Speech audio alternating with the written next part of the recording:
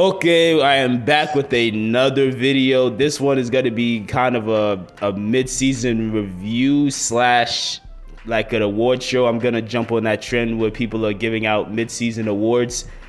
So the first award I want to give out is Old Man of the Year. As we all know, the Ravens, they absolutely love finding washed up players past their prime and hoping that they could squeeze whatever juice they have left out of them. The majority of the time it does not work, especially on offense. But one player who it has worked for, or it looks like it's working for this season, is Justin Houston. This is his second season playing with us. And he's off to an amazing start. Like 8.5 sacks in the first 9 games. Like, he's 4th in the NFL in sacks right now, which is crazy. I'm surprised he hasn't been like randomly drug tested at this point. And he has a forced fumble and like an interception. I'm really surprised he hasn't been like randomly drug tested at this point. It's bitter. It's a bittersweet kind of thing, because even though I'm happy that there's at least somebody on that defensive line performing, it's a shame because, again, the Ravens waste so many resources on defense. They waste so many resources on players like Odafe Oweh just for them to not perform, just for them to be a non-factor. But I'm definitely gonna get to Odafe Oweh a little later. But I'm definitely happy for Justin Houston. Like, he's doing his thing. So I would give him Old Man of the Year. Next award I wanted to give out was Kicker of the Year. It's no surprise who I'm sending this to. I'm sending this to the GOAT, Justin Tucker. There's not really a need for introduction. If you follow Ravens videos, if you're a Ravens fan, you already know who Justin Tucker is. And we all know Justin Tucker is him. Best kicker in the NFL by a landslide. Dude's out here practicing 80-yard field goals just to troll people, just to let them know that there's levels to this. So yeah, Justin Tucker is definitely Kicker of the Year. Not just for this team, but just in my opinion, the NFL. Surprise Player of the Year, I guess I could also say this is kind of like Most Improved Player, but I personally would give this to Devin Duvernay. His numbers aren't super impressive, but I still think he's had a solid enough impact. Definitely a bigger impact than I thought he was going to have this season. Like, at the beginning of this season, when there was debates about Devin Duvernay and James Prochet, I'm not a big fan of either one of them, so I wasn't expecting either one of them to do a whole lot. In the case of Prochet, he still hasn't done much, but he also hasn't had much opportunity either. But in the case of Duvernay has just maximized maximized the opportunity to the best of his abilities. Not saying he's completely balled it out of control. He's kind of been MIA ever since Rashad Bateman's been injured, which you would think, if he's truly the wide receiver one that some people are trying to hype him up to be, that it would have gone to the next level. But he for the most part, he's been like pretty MIA, not MIA, but just like his momentum kind of slowed down. But I still think, again, we still have plenty more time. So he's still, at the pace he's going, he still probably could finish the year with like 600 or 700 yards and maybe like six touchdowns or something. So again, like he's still, in my opinion, the best punt and kick returner in the NFL in a day and age where, punt and kick returns is really not a thing anymore. Like most of the time people don't really do it. They just, they just let it go out of bounds. But even on the wide receiver side, as we know, he's made some key catches for us, like some key, deep passes from Lamar he's caught.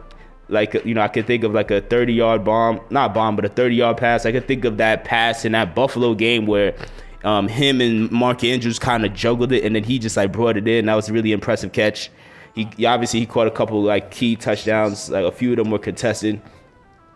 So I'm definitely excited with what Devin Duvernay has done this year. I still don't think he's like a wide receiver one. Like, people are saying like, oh, he's the new wide receiver one. I think that's a stretch, obviously.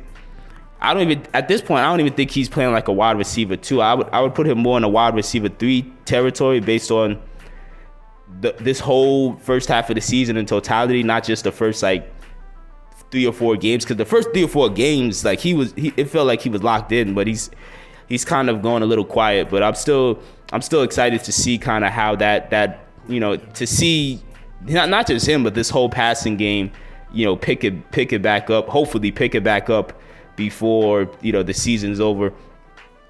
Next one, I'm gonna go into the MVP. It's obviously going to Lamar Jackson. Again, this is not a good offense.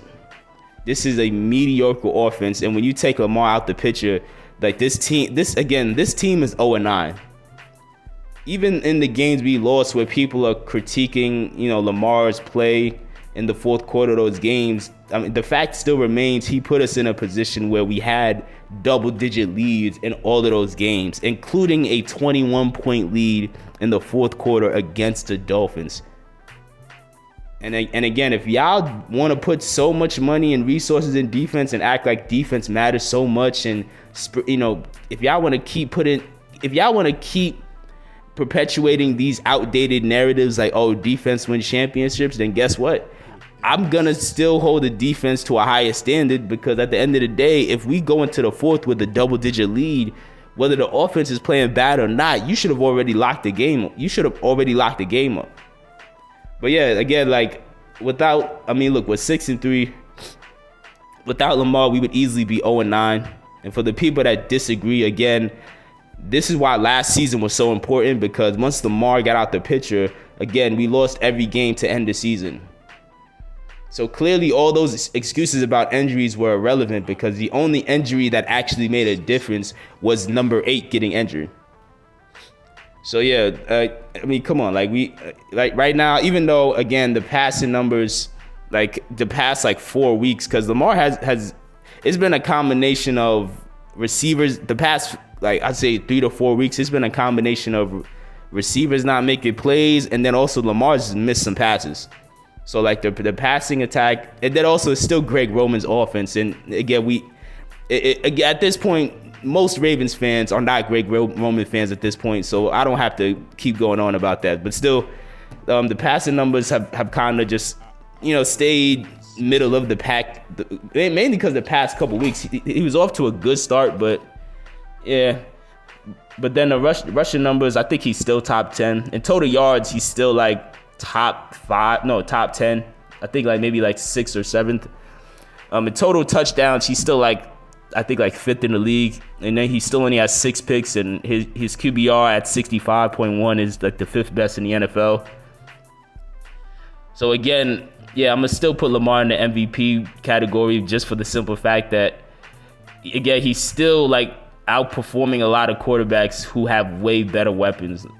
You look at somebody like Josh Allen, who again, the only real weakness on that Bills team is they don't have a running attack. But as far as passing, that team is just too loaded. And look, Josh Allen, he's still throwing some of these games away.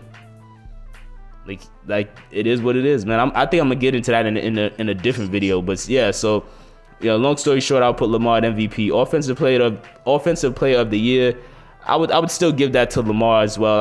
It's for the same reasons of everything I just said. Defensive player of the year on the Ravens, I would give that again to Justin Houston, because right now, in my opinion, he's just again 8.5 sacks in 9 games, and he's 86 years old. This is ridiculous. I'm really surprised Justin Houston has not been drug tested at this point. I am genuinely shocked that there has been no nobody in the NFL has dived into that.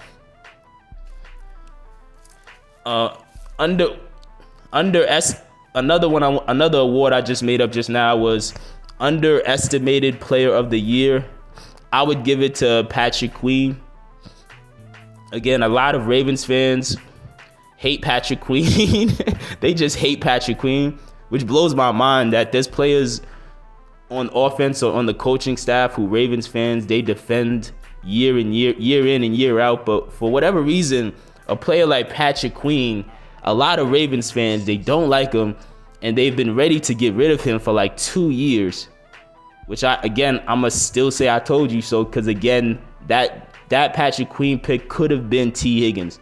But that's not even the point. The point is, I don't think Patrick Queen is as bad as people are saying he is. He does make some boneheaded moves sometimes where when you watch him just run right past somebody he could have tackled or hesitate, and you're scratching your head. You're like, what is this guy doing? But at the same time, I still think he was playing solid enough. I wouldn't consider him like a Pro Bowler, but he's still along with the combination of the other linebackers we had and the other linebackers who are coming back, like Tyus Bowser and like David Ojabo, who's supposed to be making his debut. I still think Patrick Queen was doing a lot better than people give him credit for. So to me, I would say he's like the underestimated player of the year so far.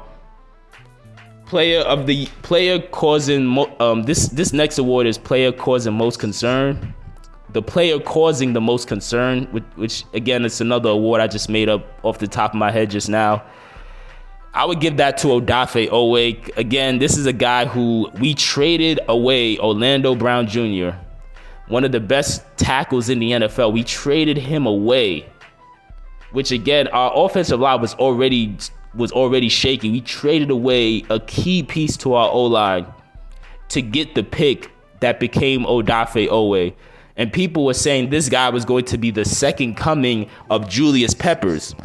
And we're 9 games into the season, and he has 1 sack. Like so far this season, he's just straight up just a non-factor. Like he has 21 solo tackles, 1 sack, 1 forced fumble. And that's it. That I'm seeing people say, oh, well, he's getting a lot of pressure or he's getting double T. Listen, there's no excuse there is no excuse here that I find acceptable. At the end of the day, like Odafe Oweh has just been a non-factor, and it just really just coming up short, which is really disappointing. And it's just really disappointing. I guess that goes into the next award, which is disappointment of the year, which again I would give to Odafe Oweh, because again, like 1 sack. It's been 9 games and you got 1 sack, and you're getting outperformed by a guy in Justin Houston who is 965 years old, and you're getting outperformed by this guy. Like that should be embarrassing. You're 20. Like he's like Odafe's like 23. Like you should be embarrassed. You should really be embarrassed right now. Like that's not like you should not have somebody coming in here and just effortlessly outperforming you. I mean, even Calais Campbell. Like Calais Campbell is like what? I think Calais Campbell is only like a little bit a year or 2 younger than Justin Houston, and even Calais Campbell this year has 3.5 sacks.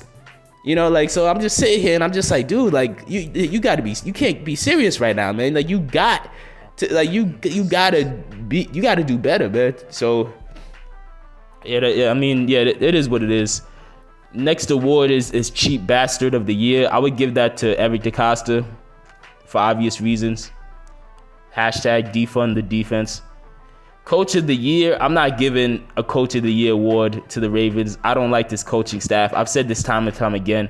It's not to say that John Harbaugh is the worst coach ever. Obviously, I'm not saying that. But again, at this point, it's clear as day that John Harbaugh's time in Baltimore has run its course. And not only has it run its course, it ran its course years ago. Like, as we all know, John Harbaugh should have been fired during 2019, but again, Lamar saved his job.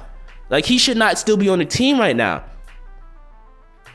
Because part of the issue, in my opinion, is the simple fact that this coaching staff is full of a bunch of old, stubborn people who are refusing to adapt to a new NFL. So they still try to remain in the old paradigm, and it's not getting results. So I'm not giving Coach of the Year for this Ravens team, because obviously I don't think any of these coaches deserve it. As far as now, I'm gonna get into some picks I have for like just the general NFL, and who I think are gonna get some awards so far this year. Coach of the Year, of course, the NFL. I think they're gonna give it to Sirianni, like the coach for the Philadelphia Eagles. Like, They're 8-1 right now. They got off to the best start in franchise history. Like Jalen Hurts is looking like a superstar right now. Like their offense is loaded, their defense is loaded, their running attack is loaded. Like the team as a whole is damn near perfect. Only real issue they're having right now is defending the run, and that big dude Jordan Davis, I'm assuming he's coming back before the season's over, so that issue might get fixed. So yeah, I'd give it to the coach of the Eagles for coach of the year. So far, the NFL MVP race, at the present moment, like if the season ended today, I think they would give it to Mahomes. But I think the top 3 people that they're probably considering is Mahomes, Jalen Hurts, and Tua. I think Tua Tagovailoa is like a dark horse for like MVP votes, because again, the Dolphins, they're off to an excellent start. They're leading their division, AFC East, which to all of our surprise is a lot more competitive than any of us would think. They all have winning records, and they're leading that division, and they got wins in that division. And Tua, even though he missed time because, he got like 2 concussions in a week, and his hands, they went, we all know what happened. He still came back, and again, he's still performing well. Both of his 2 top receivers are top 5 in the NFL in receiving yards, literally. Like Tyreek Hill's leading the league, and Jalen Waddle's like 3rd. So I definitely think Tua would be in that conversation too. I think Lamar will end up in that conversation still by the end of the year, because number one, because you look at his numbers now, they actually are kind of mirroring like his MVP season, like at the pace he's going right now.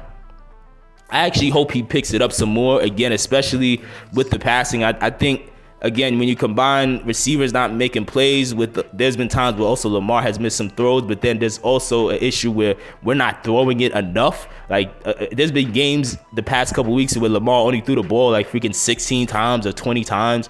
Like I definitely think he should pick it up, because I think if he had a season where he threw for 4,000 yards and still rushed for 1,000 yards, that definitely would, because obviously that would make history. Nobody's rushed for 1,000 and threw for 4,000, so that would definitely reassert him in a conversation. And then also, as far as winning, like when you look at the rest of our season right now, we realistically could win every game, but we'll see how that goes.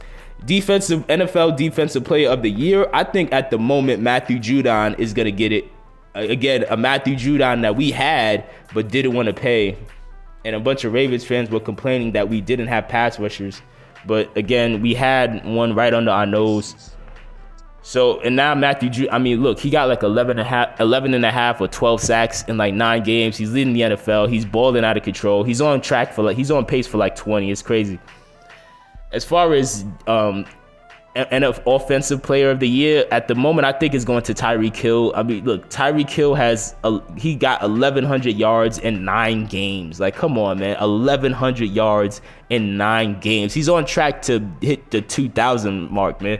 And I hope he does it. I really hope he does it. I hope he does it for multiple reasons. Reason number one, I hope he does it is I hope he sticks it. I want him to stick it to all the people who tried to say that, he's not going to do well without Mahomes and he's going to regret going to Miami. Because in my head, when he went to Miami, I was like, he'll be just fine. Like, he's going to be playing alongside Jalen Waddle. Jalen Waddle's a beast.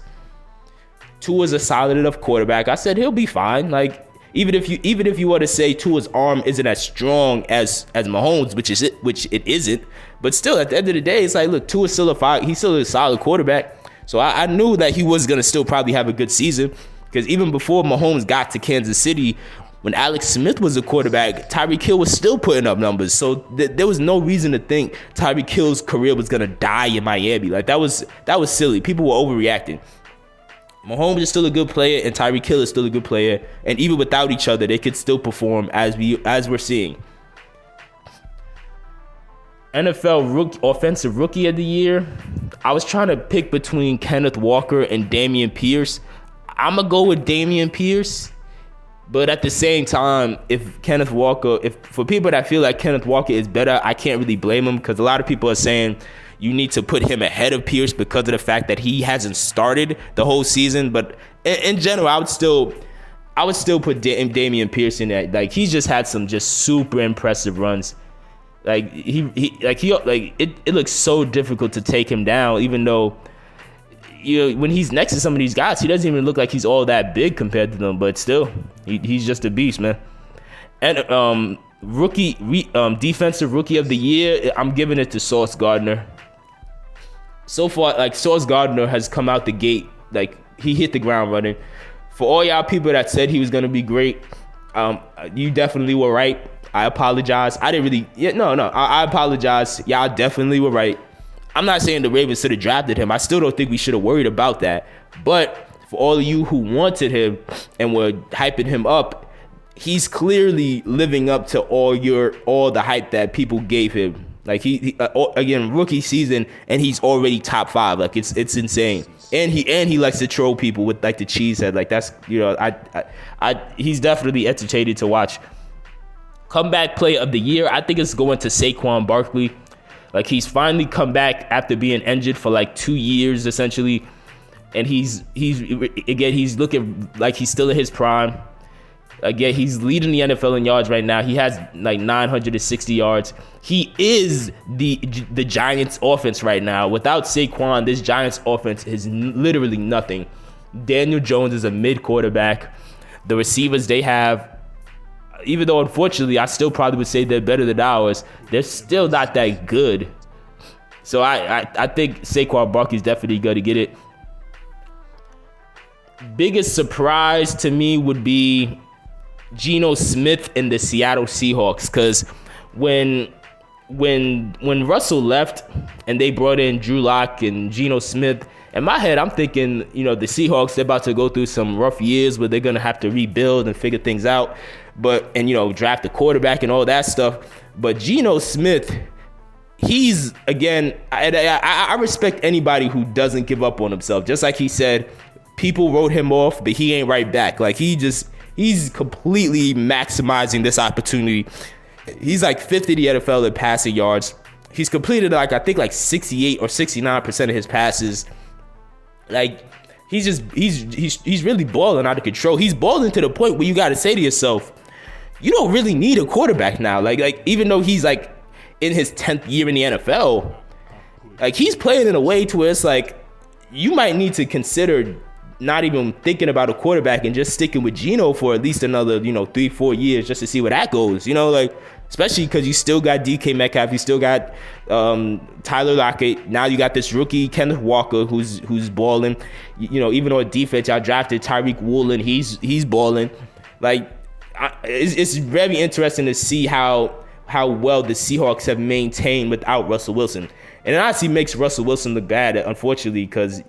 Look, man, like, it's making it look like he needed them a lot more than the other way around, because you look at what's happening in Denver right now, and it's just a disaster.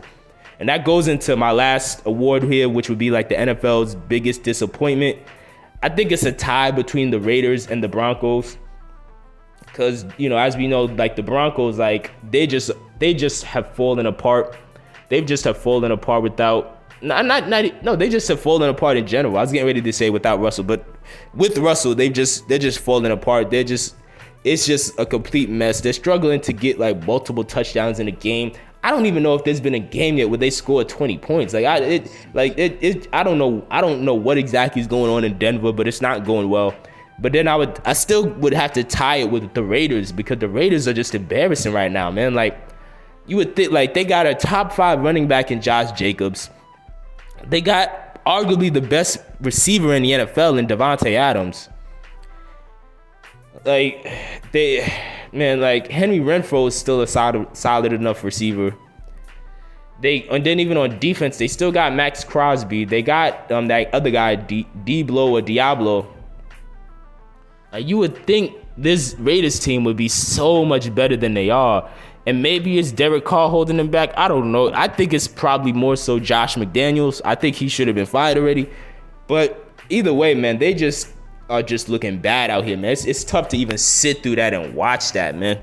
It's really tough to, like, sit through that and watch that, man. Like, because I predicted the Chargers were going to be last in that division, but The Raiders are just playing even worse. They're just playing way worse than everybody else. So, other than like the Broncos, but I mean, it is what it is. So as far as my thoughts are, to get back to the Ravens, as far as like my thoughts mid-season, again, like we're in a decent enough place. I still think we're a new coaching staff and an elite receiver away from really being able to effortlessly go over the hump. I'm not saying we can't currently get over the hump, but the problem is you're making it harder than it has to be. Because when it comes down to it, you need an overpowered offense to really compete with some of these other teams. Not to say you can't sneak up on them and steal a win, but it's just, why make it harder than it has to be? As far as where our team ranks, like in passing yards, we're like bottom 10 again. In rushing yards, we're top 2, but again, that's really boils down to Lamar Jackson. Like, throughout this season, our running backs have not consistently balled out. Like, we obviously, Kenyon Drake did have a good game recently. Gus Edwards, when he came back in for a game, he had a solid game where he had like 2 touchdowns and 60 yards. But in general, our running backs haven't consistently balled out. Most of those stats boil down to Lamar Jackson. He's averaging 7 yards a carry. He's still top 10 in rushing yards. You know what I mean? So as far as points, total points per game, we got 26, so we're 4th in the NFL. But we also are allowing just under 22 points a game, which is like, we're like middle of the pack when it comes to that. I mean, our team, again, I think our team is mid, because I don't like the fact that if you take, as great as Lamar is, it's not a good look to just not surround him with as much weapons as possible. I'm going to get into that in the next video, but it's not a good look, because again, it's not an exaggeration to say once you take Lamar off this team, we go 0-9, because again, this team is simply not good enough. Like there's plenty of other teams where you could take that quarterback out the picture, but that team is still loaded enough to where they can still stay afloat just fine. Look at the Seahawks. I just talked about the Seahawks. You took Russell Wilson out the equation.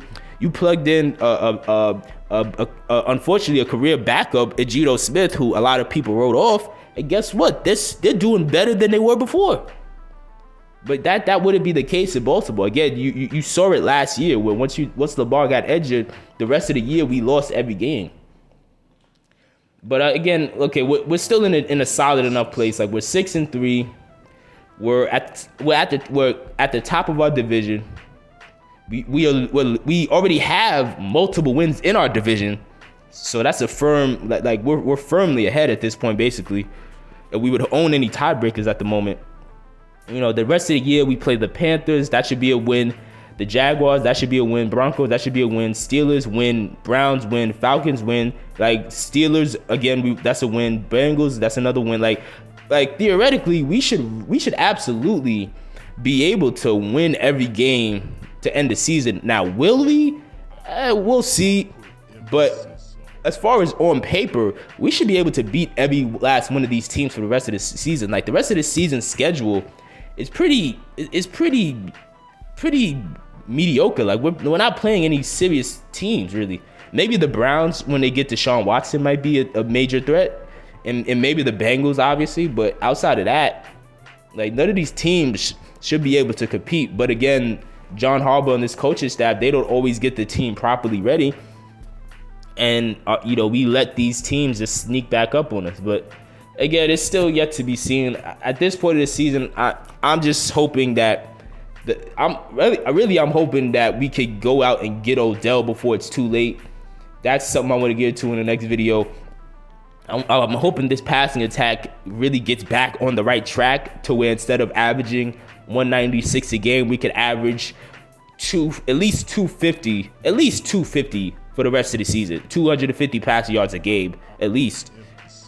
And then, also I want to see the running backs become more consistent, because if I'm not mistaken, Gus Edwards is supposed to be coming back.